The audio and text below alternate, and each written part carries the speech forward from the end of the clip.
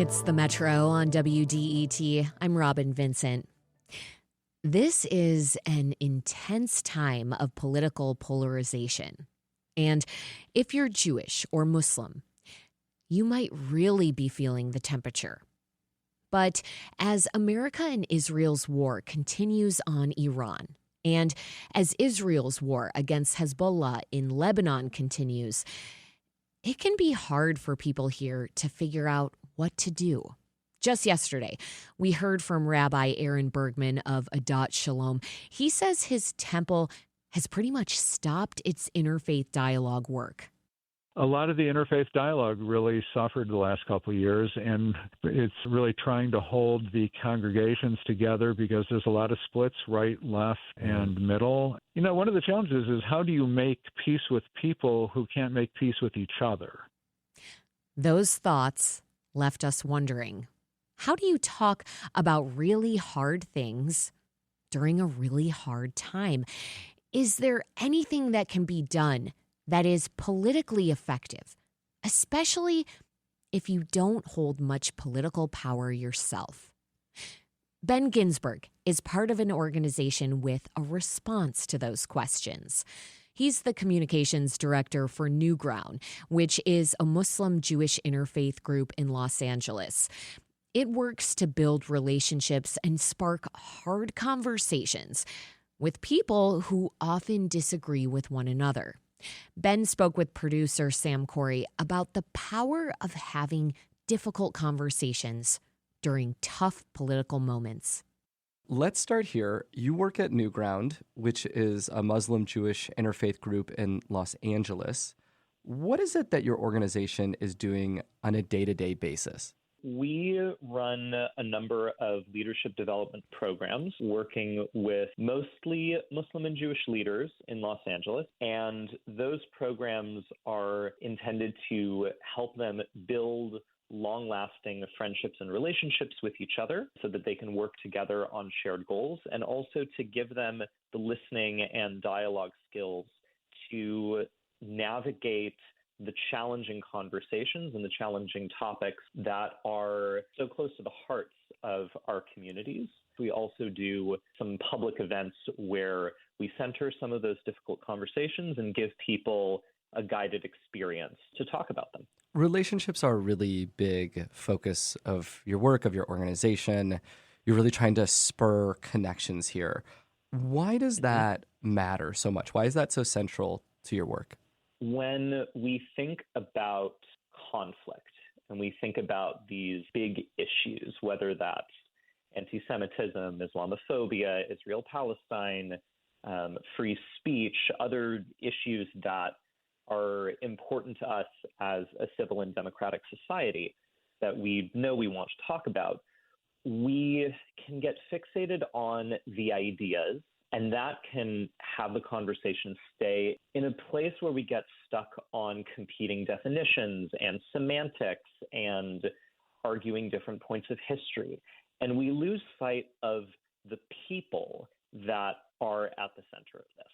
So when we think about conflict from a relational standpoint, and we're drawing a lot from couples counseling and relationship counseling in this regard, we're remembering that I'm talking to a person. When we're talking about these big highbrow issues, there's a person across the table from me. And that person is bringing specific stories, specific experiences, and specific context. That something that can be an intellectual argument isn't just intellectual. There's personal, there's emotional. And when I'm in a relationship with that person, whether that's a friendship, whether that's a community relationship, whether it's familial, I'm remembering that that connection is also at stake in the conversation. And if I want to keep that connection, I have to change the way that I approach conflict. I think people approach conversations by looking at the ideas, by trying to get their argument across because, well, for a lot of different reasons. One is that's what they feel like they have. That's what they feel like is at their disposal, but also because they don't like the way the world looks and they want to change it. Why is that wrong or misguided? I don't know that I'd say that it's wrong per se. And I think it's what many people want to do instinctually. I think we want to approach these conversations and persuade the other side that we're right. But at a deeper level, it's not just about proving that we're right. It's proving that we and the people we're connected to are deserving of safety, freedom, and dignity. In a lot of these conversations, what is at the heart of it for so many people? And that's a big thing to worry about defending. I totally understand why people feel they want to come to a conversation in that kind of debate persuasion mindset. There is a lot of really good psychological and behavioral science research that shows that that isn't how you actually persuade people. If you don't prioritize safety and security and freedom of people first, and if you don't make that signal clear to others that you actually care about that with the person that you're speaking to, then nothing else will change. You'll never change their mind. It will actually only sort of ingratiate or instantiate somebody deeper into their own perspective. Well, I would actually say it's the trying to persuade someone that they're wrong is what ingrains them deeper. And actually what can help lower their defenses is by approaching a conversation and being in a listening mode and showing that even while I am concerned for my safety, dignity, and freedom and that of my people, I am also deeply concerned and deeply caring for the safety, dignity, and freedom of the person that I'm talking to as well. And being in that listening mode can help demonstrate that. What does that look like? Like, what does it look like to do the work or to maybe partake in the work where you are feeling so strongly about your side? You really want to get a point across. You really want to express something, but you're also listening. And maybe, I don't know if it's emotionally subduing it. What does it look like to do the work that you're talking about? So one of the tools that we encourage people to use that we've taken from a dialogue group called Resetting the Table is this idea of listening for what the other person feels is really important. When someone else is speaking to us, whether or not I agree or disagree with them, I want to be listening for the pieces that are most important to them. And when it's my turn to speak or to ask a question, I'm not asking a question out of my curiosity or saying something with the intent of pushing back against them. But I want to say to them, I hear that this is really important to you. Is that right? Is it that you feel that your family is really in danger right now? Did I get that right? Or I can say, I heard you say that you feel like you're always looking over your shoulder. Can you tell me more about what that feels like? I'm centering the conversation on the other person and inviting them to go deeper. It's trying to get to the heart of that insecurity, that fear that someone is feeling and resonating with it a little bit. And it takes a lot of discipline to hold back how you're feeling in that moment. But the gift of being able to do that kind of listening and ask those kinds of questions that really are deep listening questions is that it makes the other person more likely and more receptive to hear your side as well. And if I can then share in a place that is grounded in speaking for myself and not for big groups of other people, for saying what my values are, what's at stake for me, they're more likely to hear me. We're talking at a time of war. We're talking at a time when America and Israel have attacked Iran and Israel has attacked Lebanon. There's also increased attacks from Israeli settlers on Palestinians. I think a lot of people would look at a group like New Ground and say, having hard conversations and emotionally relating to people who are not exactly like you is nice. It's a nice thing to do. But it's not really going to change things. It's not going to stop this war, these wars. It's not going to create peace at scale. How do you respond to somebody who is somewhat skeptical of this work, who thinks it's nice, but it's not really going to change things much? There are lots of methods of making change in the world. Some of those methods are short-term, some of them are long-term. I think when there are thousands, hundreds of thousands, millions of people whose lives are immediately in danger, there is a lot of short-term change that needs to happen. And Newground's method of change is a long-term model. It's accurate to say that the conversations that we have are not going to stop the leaders of these nations from making war with each other. That's accurate. What we want to do, the kind of change that we want to make, and again, we're a Los Angeles, Southern California local organization, but the kind of change that we want to make is to get Muslims, Jews, allies to remember, oh, right, behind these big monolithic views of this entire community of people, break that down. There are individuals with unique stories, unique experiences, desires for their own families that are very similar to my own. These are my neighbors. These are my fellow citizens in this democratic society that we're trying to build. And when I'm moving through my life with whatever influence, whatever power that I have, whether I'm a politician or a staffer, or I work in media, or I work in a corporation, whatever that is, and I'm in a position to change policy, or I'm hearing a conversation where someone is being talked about in a harmful way, I have all of those individual people, all those relationships in my mind. I have all of their stories that they've shared with me. And I can change those conversations. I can change that policy. I can step in and say, you know what? I think there's people who I care about that will be harmed by this. And as we bring that individuality, that rehumanization into how we move through the world, we start making better policy. We start doing better activism. We start having better conversations at scale. And that's soft change, but it's long-term change. I hope that someday there will be many, many more people in more positions of power who have learned these kinds of dialogue skills. And when the time comes for them to decide, are we going to do this policy or that policy, they'll pick the one that is less harmful. We live in a time after October 7th of 2023 when Hamas attacked Israeli civilians and Israel committed, according to many scholars, genocide against Palestinians. And now, of course, there are attacks, as I noted, from Israel and America on Iran and Israeli attacks on Lebanon. What are conversations like right now, and how have they changed at your interfaith group? Because tension has been ratcheted up even further. Yeah, they've definitely gotten a lot more challenging in the past 2.5 years. Things have gotten more challenging in a lot of different ways. The organization was founded back in 2006, 2007.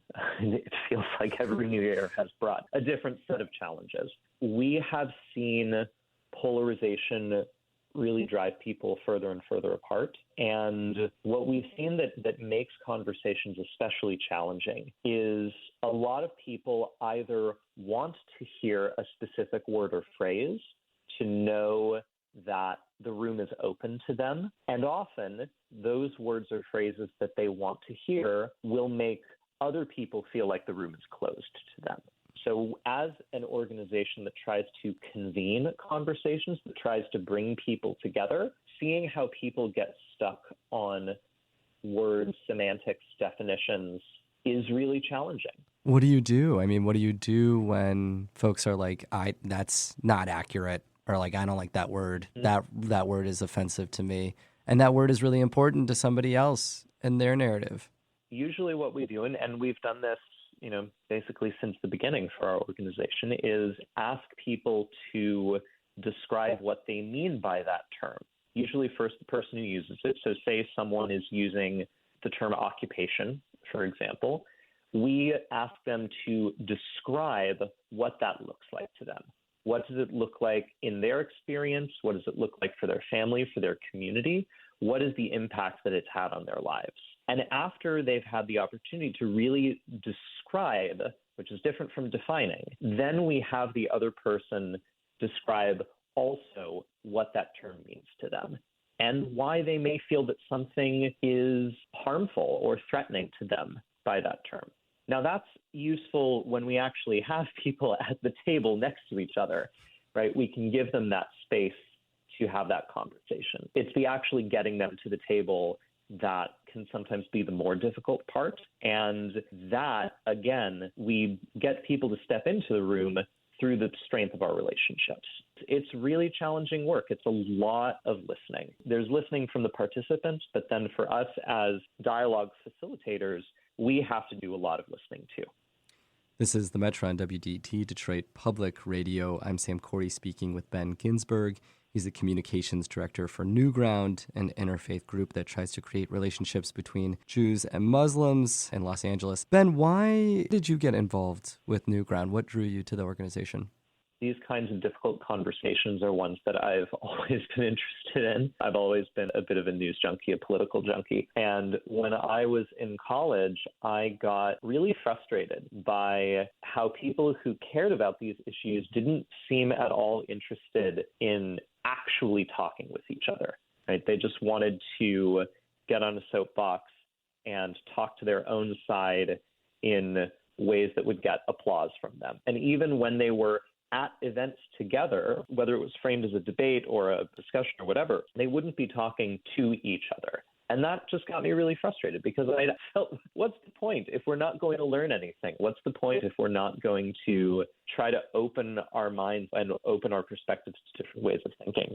And of all the spaces that I've been in, whether that's, synagogues, in my case, coming from a Jewish background, or in different activist spaces, Newground is really the only one that has both been interfaith and also hasn't come at it with an agenda, but comes at these conversations from a place of values that are grounded in both Muslim and Jewish religious traditions and encourage people to approach with curiosity and with an attitude of listening.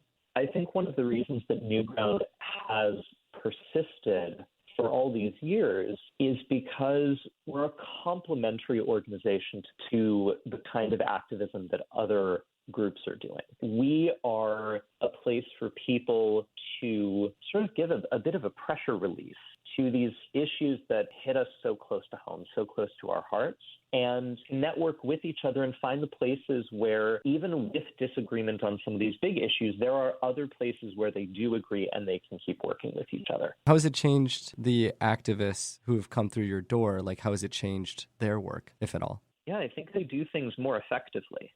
When you can encounter someone from a completely different perspective and experience, right? If I want to advocate for Palestinian rights and I get to be in a conversation with someone who is a very traditional Israeli Zionist, someone from that background, that's going to be a challenging conversation probably because there are some pretty fundamental political disagreements. And I might find that when we really drill down into it and we get past the differences in definitions, which are important, we may get to the point where we actually find that our values are really close to each other. And that can break down my assumptions about the other side. And then when I go back out into the world, when I'm trying to gather more allies for my cause, when I'm trying to lobby politicians to get them to advocate for certain policies, when I'm in my workspaces, I understand the language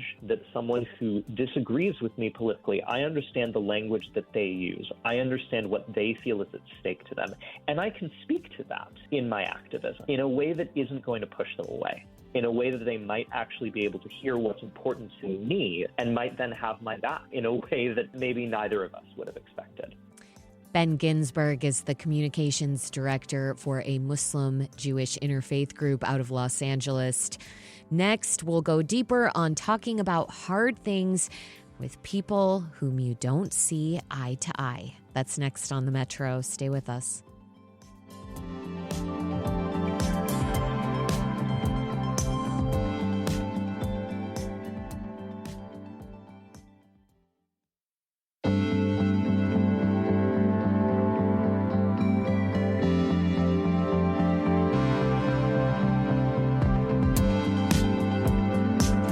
It's the Metro on WDET. I'm Robin Vincent. As wars continue abroad, many of us are wondering, what can I do right now? One answer, is to have conversations with people who you disagree with. New Ground is doing that work out of Los Angeles. The Muslim-Jewish interfaith group says that it has 600 alumni and that it has thousands of people who are somehow connected to the organization. Ben Ginsberg is the communications director at New Ground. Here is the rest of his conversation with the Metro's Sam Corey about how to have hard conversations during very polarized times. How have your own assumptions, your own priors, maybe your own understanding of conflict between Palestinians and Israelis, how has it changed since being a part of New Ground? Before I started doing this work with New Ground, I had had conversations with Palestinians in the past, but nowhere near as many as I've had since being at New Ground. And the same, I think, would be true for conversations just with Muslims in general. I had had some of them at college when I had spent some time in Jerusalem, but nowhere near as many and nowhere near as focused on the political issues. And there have been pieces of the history that I've learned that I didn't know before. There have been rhetoric that I was not familiar with, that in some cases, I've had to really sit with and digest and think about how I feel with it. Can you share some of that? I think that's important because I don't think people always expose themselves to different perspectives, particularly in really heated conflicts. It's a lot easier just to stay in one's own in-group and in the language of one's own in-group. And I'm curious about the language that you've been exposed to that you familiarized yourself with that maybe feels a little different than it used to. One piece of language that I found particularly troubling that I learned was the phrase mowing the lawn, which is how the Israeli government for many, many, many years, through many different parties being in control of the government there, mowing the lawn is how they've referred to periodically militarily striking the Gaza Strip to prevent Hamas from gaining too much military power there. And that phrase, referring to an entire population of people as a lawn that periodically you have to mow, is incredibly dehumanizing. And knowing that that was a phrase that I had never heard in Jewish circles, and knowing that that was just the way that colloquially that dozens and dozens and dozens of Israeli politicians refer to a military operation, that was really troubling for me to learn and to have to sit with. I'm wondering, one of the things that maybe you had to work through is, I think there's an idea, people use military shorthands all the time. That's kind of how organizations operate. And especially the military, part of their goal is to dehumanize. Like, part of what they kind of need to do that in order to complete their operation. Did you move from kind of thinking something closer to that to, why would that need to be the language used at all? I'm curious about your evolution on particularly that language.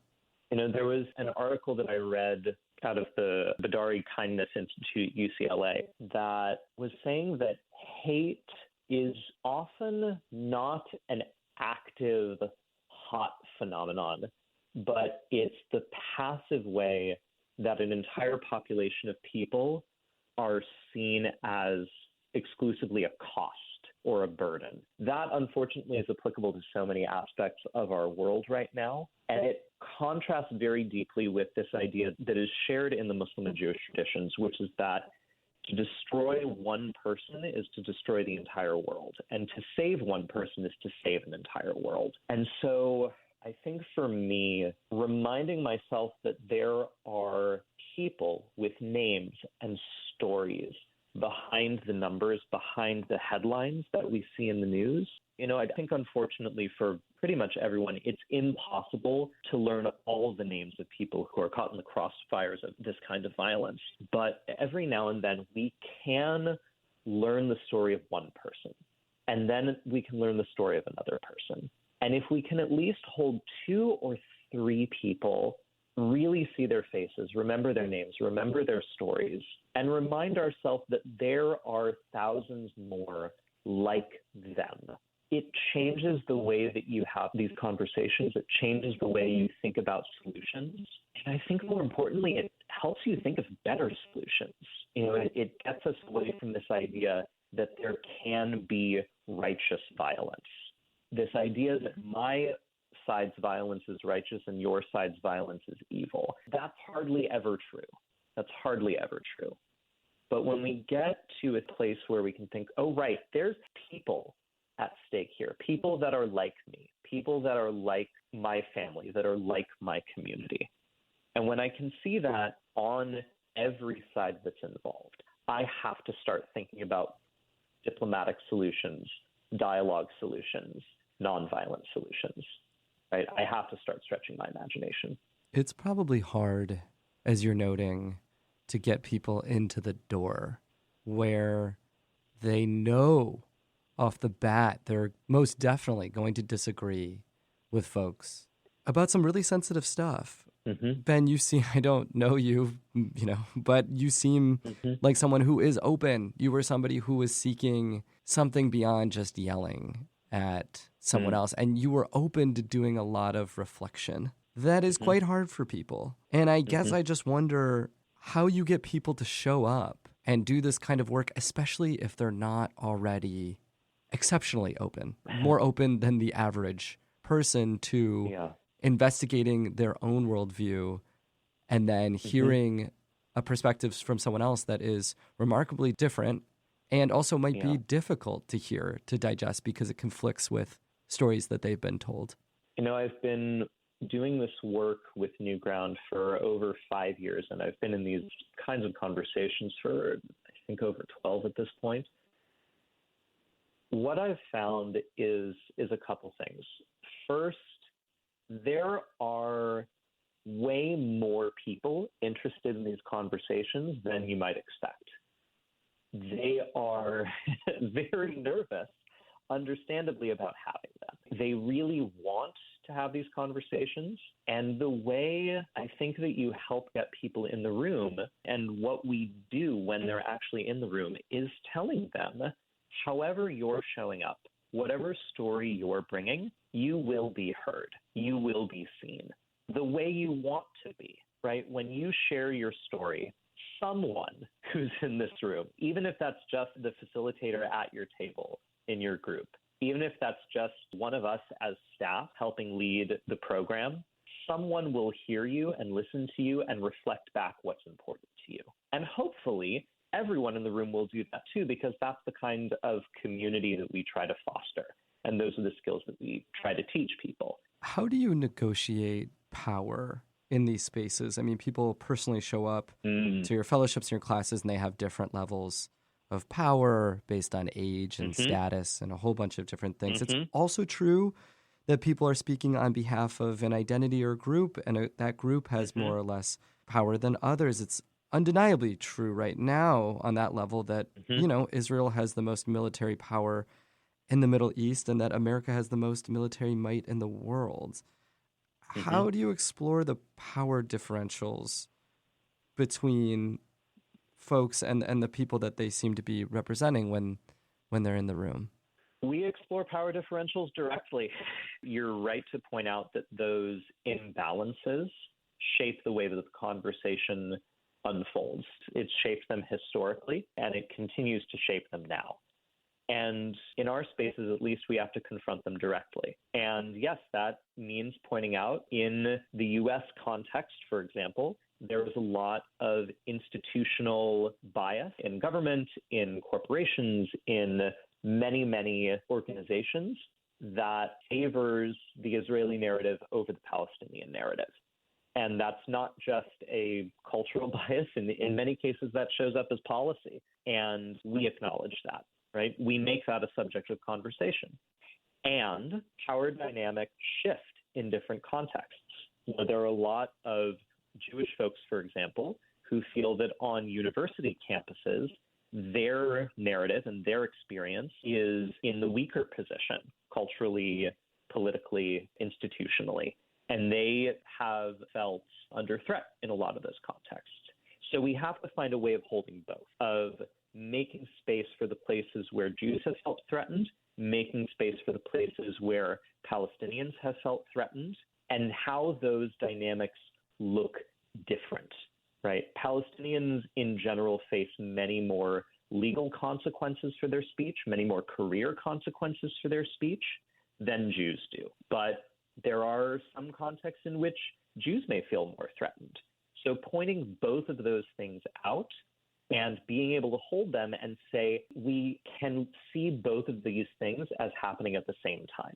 There's still a power imbalance between how that shakes out and how that actually impacts people's lives. We live in a time of so much division, and I think as part of that, people struggle with this tension between being honest about the world and pushing for freedoms of people they care about, and also not becoming mean and cruel themselves because they're so mad at the people who they believe to be often rightfully adding violence and cruelty to the world.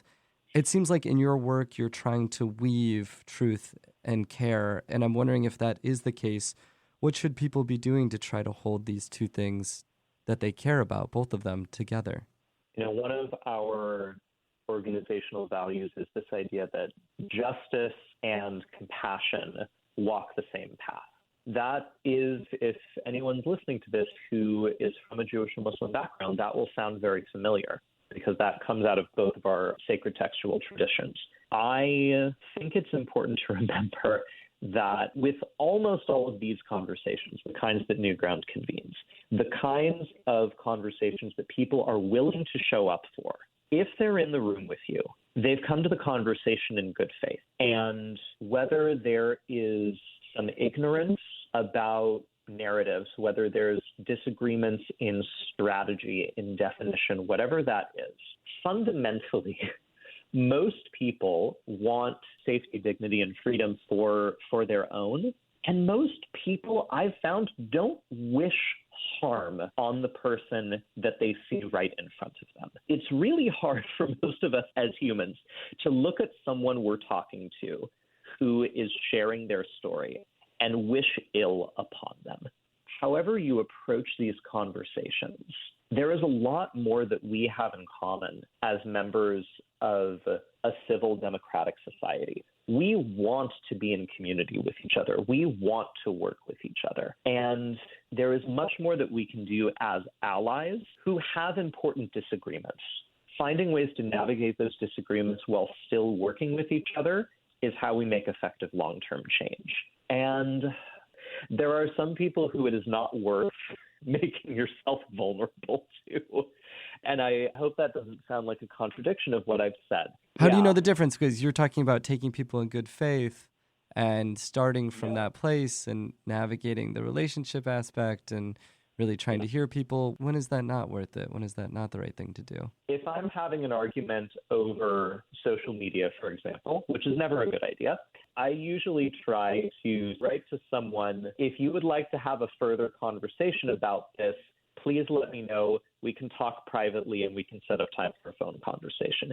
If that person is not willing to do that, if they respond back to me with another multi-paragraph screed, or if they do that in the private conversation and they don't show any willingness to actually get on the phone and actually talk to me, that's usually a good sign that there isn't much conversation to be had. There is so much that we get from tone of voice and body language that we don't get on social media or in text conversations.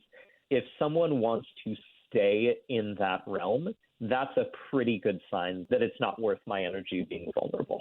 When the work goes right, when you do this well, when you're like, yep, at New Ground, you know, we're connecting Muslims and Jews and others together, and we're having these really hard conversations about Israel and Palestine. When this goes well, what happens? What takes place? On the small scale or on the large scale? Give me both. On the small scale, I have seen a Palestinian activist and a Zionist Jew with parents who are Holocaust survivors. I've seen them have conversations about what Zionism has meant to each of their lives, whether that has been traumatic and painful or affirming and protective. I have seen them have those conversations and get to the point of, we want the same thing for the future, and we can work together on that. And they really believed having it. these That wasn't just window dressing. They really do believe that they want the same thing and can achieve it, or can work towards achieving it together. Yes. So on the small scale, it's conversations like that where I've seen that people can get beyond the definitions, but get to the personal, get to the values, get to those visions of a shared future. And on the large scale, I've seen people show up for each other. Unfortunately, as you've mentioned several times in our conversation, there are, in addition to large-scale violence and war right now, there have been so many Muslim and Jewish spaces in the U.S. that have been attacked or vandalized or shot at. And what I've seen, and not just in the Los Angeles context, but across in other the country. places as well, across the country, I have seen people show up for each other. I've seen Muslims show up for Jews when their places of worship are attacked. I've seen Jews show up for Muslims when their places of worship are attacked, or when their communities are threatened with arrests, with deportations.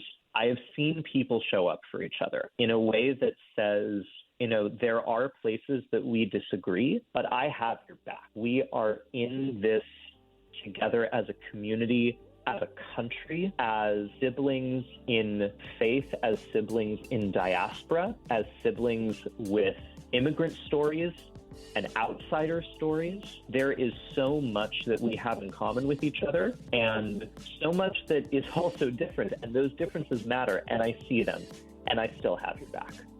Ben Ginsberg is the communications director at Newground. He spoke with producer Sam Corey.